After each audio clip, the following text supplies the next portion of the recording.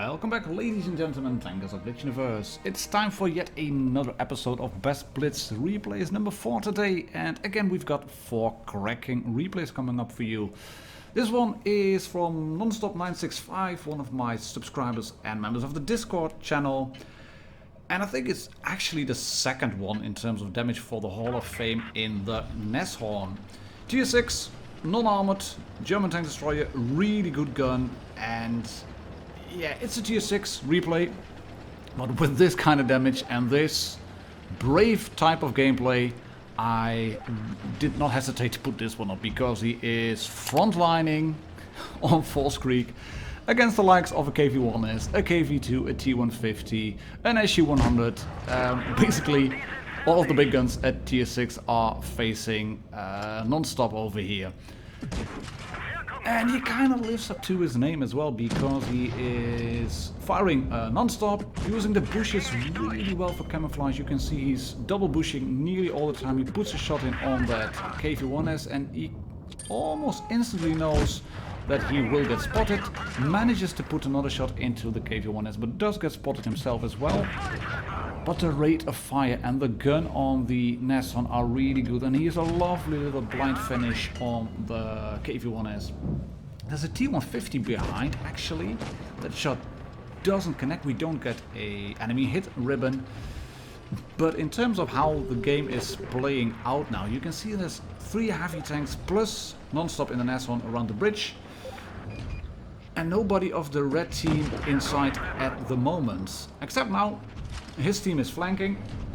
They're pushing hard. It's actually a bottom tier game, even though there's only one tier 7 on the team.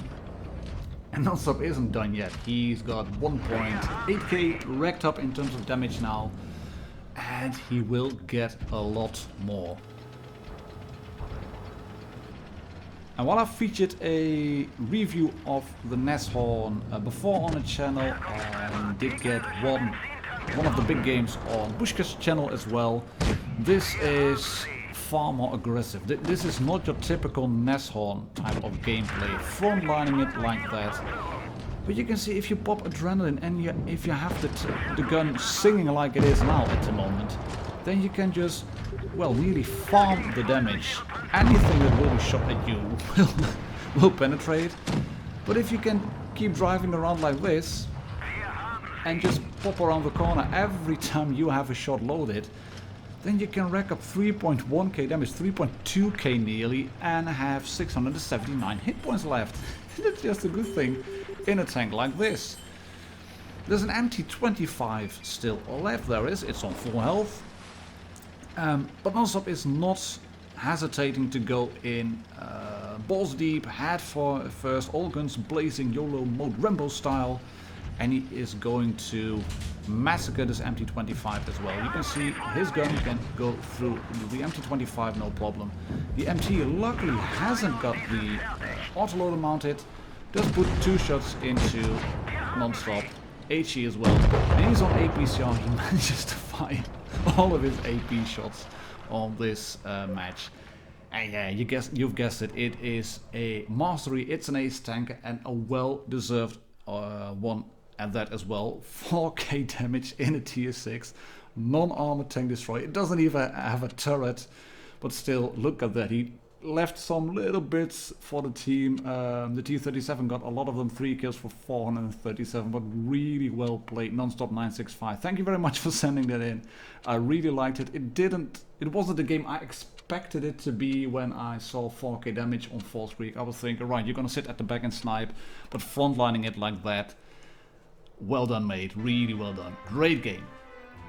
The next one, T57 Heavy at Rockfield.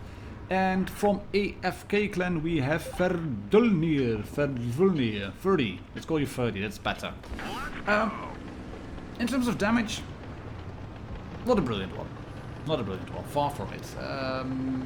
If he would have sent this one in and would have said, right, I have a T57 Heavy and I've done under 4k damage in a tier 10 game and it wasn't even supremacy, then I probably wouldn't have featured this one. But I decided to take a look at it anyway because it is, well, it's actually a really fun game. I liked watching the replay because I knew the outcome partly, but it's also due to the fact that this is one of the games where the chat is actually useful.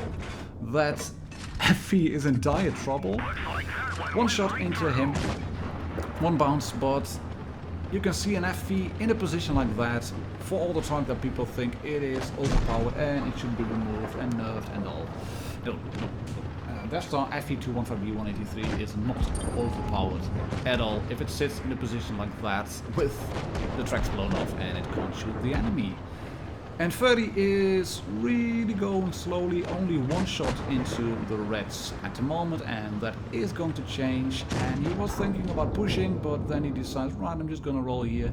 And look at that lovely shot on the FE, a lovely shot on the tortoise, and a lovely shot on the leopard as well. And that's what autoloaders can do. You can finish off tanks within the clip and then put one lovely shell into him as well. And there's that leopard still, 942 health, and he's keeping them spotted. You can see from the icon, the right hand side icon at the bottom, that he's got enemies within his vicinity. I think it's like 30 meters or something. But that means that he is proximity spotting those tanks as well. And he's got 1200 in the clip. So let's roll 1 and 2. That's not a kill. And can he get a lovely shot in on that leopard as well? He's changing the target quickly. Yes, there we go. 4 kills. 3 clips fired. That is 7 penetrating hits. And he's got 4 kills. Lovely stuff. Manages to repair something. Not quite sure what it was. Maybe a Strax. But he is going to roll in as well. And it's at this moment that he is realizing that he is on 4 kills. And his friendly waffle tractor also realizes that there's a WZ113, one shot in. He's going to get a lovely high roll there at 500, and that means that the WZ is a one shot as well. Waits for it, for the lower plate. There we go, another full clip in, and they've got 5 kills. That's already the red lead. In terms of damage, again, you can see it's not brilliant, far from it. The waffle isn't down there. Typing and thinking, XD. Thank you very much, affirmative. No hard feelings there. And that waffle just keeps telling the team, chaps, the 57 is on 5. His killer, his kills. Right, that's an I7. Let's wait a bit until he is at around 1200. There we go. He's at 1067. One shot in. Didn't penetrate, but this one goes in. Don't shoot me. Don't shoot my tank, please. Don't shoot my tank. Yes, you do, but you're even on 100. Lovely stuff. I've got 6 now. Which one's left? Oh, the bed chat. Come on, guys, please give me that one. Give me it. Give it to me. Let me have it. Let me have it. I'm feeling for you, 30. Will you get it? Will you get it? Of course you're gonna get it. Otherwise I wouldn't have featured this one. But he loads the HE, there's the Jagdpanzer even on the pushing up, and luckily the Badger is in plain sight.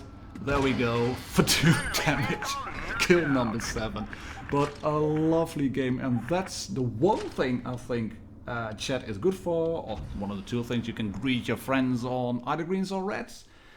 And if teams are getting Reseniais, and this 3.7k damage game for 30 was his first tier 10 Resenii, only 30 penetrating shots, but 7 kills.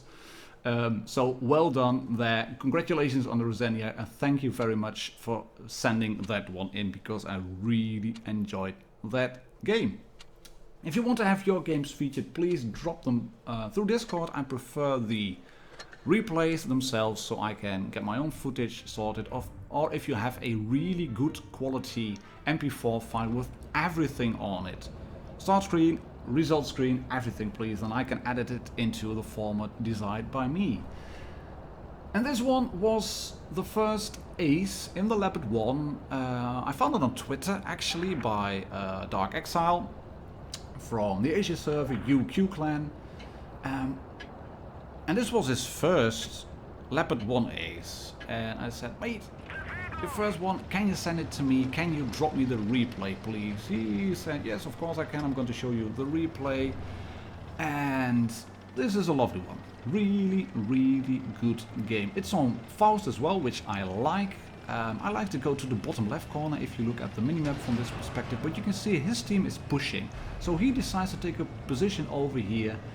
And at first it may seem this is a stupid position, but it's not. He's not showing anything of his tank that can be penetrated. He is sitting held down and he is spotting tanks, you can see down there, because his turret is poking out over the hard cover. His visibility ports and view range ports are visible to the team, and he spots tanks. And he was in no problem, in no trouble whatsoever. Reds wouldn't have been able to get a shot in onto him. I'm working on a full video on spotting that will become available in hopefully the next week or 2 weeks or so.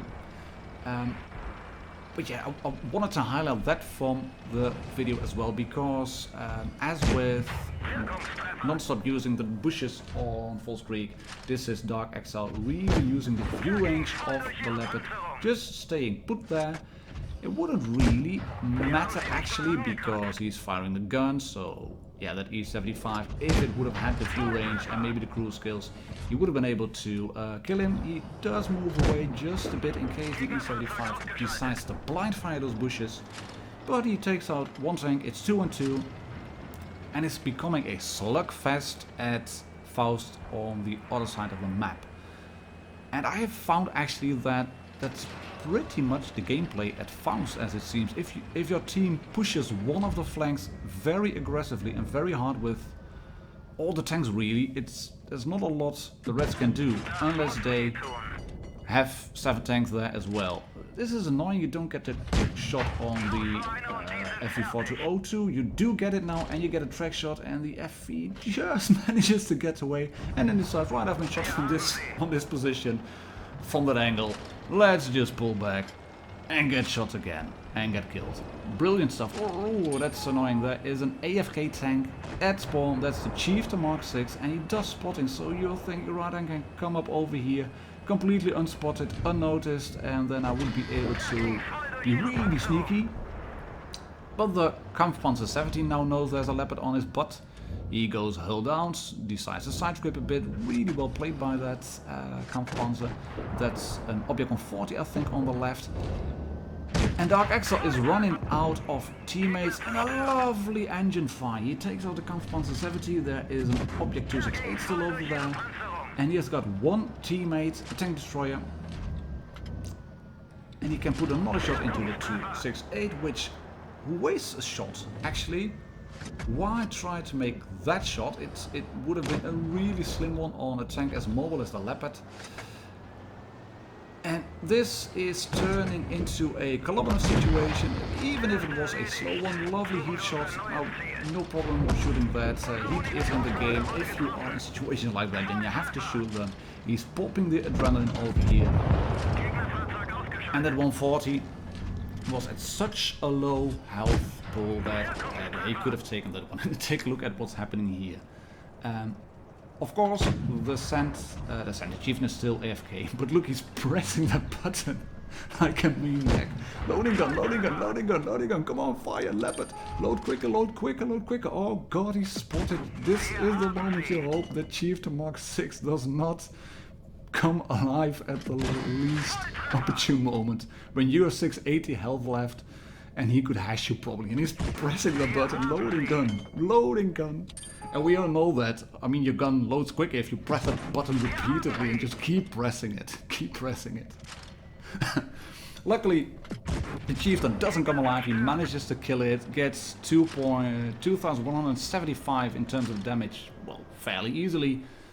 But even if you take that away from the game, really well played.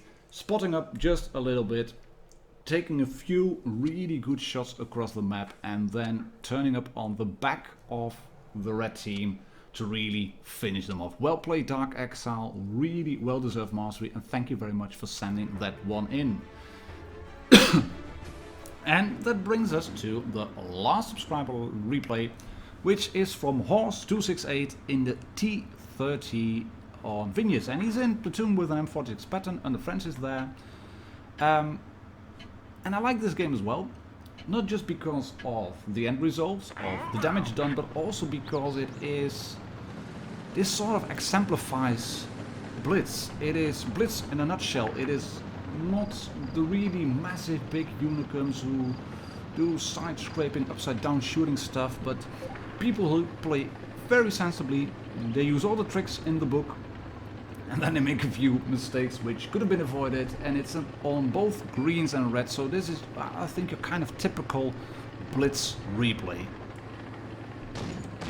And Horse is proceeding in his T30 towards the cap area, and the Francis is there already in the pattern.